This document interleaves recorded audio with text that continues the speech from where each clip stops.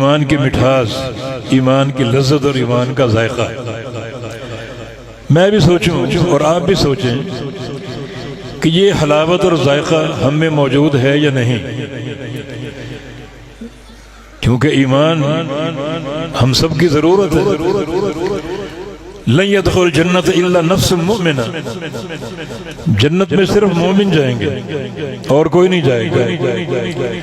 تو ایمان کو چیک کرنے کا فارمولہ آ گیا ہمارے سامنے کہ ایمان کی ایک مٹھاس ہے، ایک حلاوت اور ایک لذت ہے۔ سوچو بیٹھ کر یہ حلاوت ہم میں ہے یا نہیں۔ ایک مثال سے اس کو واضح کرتا ہوں۔ دن میں 3 ٹائم آپ کھانا کھاتے ہیں اور بھوک لگی ہو تو کھانے کا شوق اور کھانے کی لذت آپ بخوبی محسوس کرتے ہیں اور مزے لے کر کھاتے ہیں۔ کہ ایسی حلاوت آپ کے دلوں میں ایمان کے تعلق سے بھی ہے؟ مثلا دن میں 5 نمازیں فرض ہیں، نماز کا وقت آ گیا تو ایسی حلاوت اور لذت آپ محسوس کرتے ہیں جیسی کھانا کھاتے ہوئے کرتے ہیں؟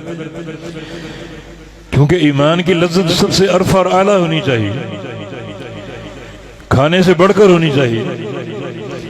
تو یہ حدیث کیا ہے؟ ایک فارمولہ ایمان چیک کرنے کا، کس قدر اطاعت کا شوق ہے، کس قدر نمازوں کی محبت ہے، اللہ کا فریضہ آ جائے اس کی تکمیل کا کس قدر شوق ہے۔ جیسے کھانا موجود ہے اور آپ بڑی لذت کے ساتھ اس کو کھاتے ہیں، تو اس طرح کی لذت اور حلاوت ایمان میں محسوس کرتے ہیں۔ یہ دلوں میں رچ بس جانی چاہیے۔ صحیح بخاری میں ایک طویل قصہ ابو سفیان اور ہرقل کے درمیان گفتگو کا۔ دونوں کافر تھے، ابو سفیان بھی اس وقت کافر تھے اور ہرقل بھی سلطنت روما کا سربراہ، وہ بھی کافر تھا۔ اور اس نے جب نبی علیہ السلام کا خط اس تک پہنچا اور خط پڑھ کر دہشت میں آ گیا، مرعوب ہو گیا، اور نبی علیہ السلام کے بارے میں جاننا چاہا کہ وہ کون ہے، اس کا نسب کیا ہے، بہت سے سوالات کی، طویل قصہ ہے۔ ایک سوال یہ بھی کیا کہ هل يرتد احد منهم سخطة لدينه، کہ کیا نبی کے دین سے ناراض ہو کر کوئی مرتد بھی ہوا ہے؟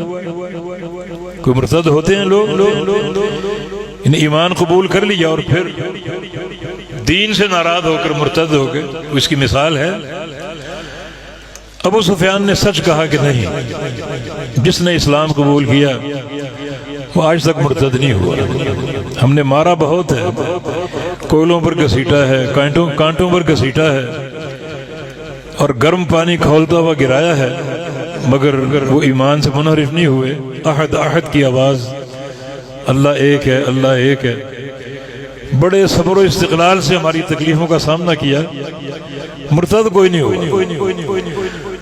ہرقل نے بعد میں تبصرہ کیا ان ساری باتوں پر، اس بات پر تبصرہ یہ کیا کہ کذالک الایمان اذا خالطت بشاشتہ القلوب، کہ سچے ایمان کی نشانی یہی ہے، جب سچے ایمان کی حلاوت دل میں بیٹھ جائے تو بندہ ایمان کو چھوڑنے پر تیار نہیں ہوتا۔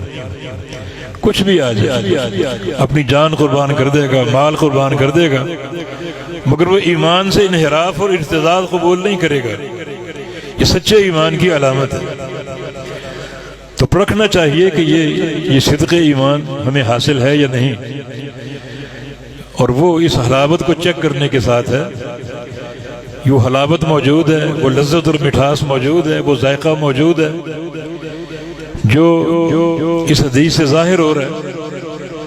اگر وہ موجود ہے تو یہ صدق ایمان کی علامت ہے، اور اگر موجود نہیں ہے تو پھر اس ایمان پر نظر ثانی کرنی چاہیے، رجوع کرنا چاہیے، اور وہ کوشش کریں جو صدق ایمان پیدا کرتے ہیں، جو حلاوت ایمانی پیدا کرتے ہیں۔